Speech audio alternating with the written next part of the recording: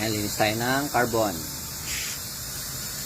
Ito magandang carbon, konti lang yung ano, yung lutang. Tsaka nakikita nyo yung ano, yan, no. Ito magandang klaseng ano, carbon. Coco Prime. Hindi mo ginagalaw, no.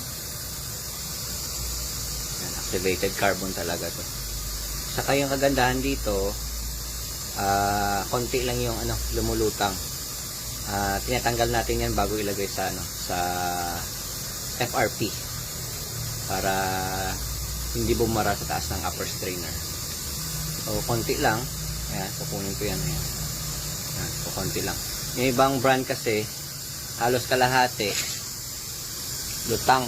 So lugi ka na. Ito medyo taas price yung konti pero quality naman siya.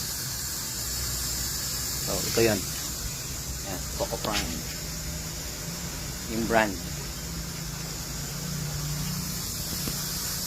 Ayan, ayan. Kita mo yan. Oh, ayan. Bubula pa. So, ano talaga? Activated carbon talaga. Hindi gaya ng ibang, ano, carbon na, ano, ordinary.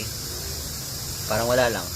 Saka marami pang, ano, nasasayang na carbon sa taas na lumulutang. So, tinatanggal natin to.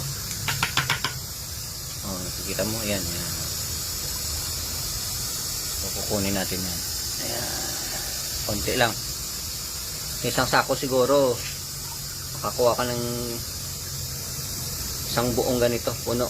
So, okay na. Sana makatulong. Okay? Thank you.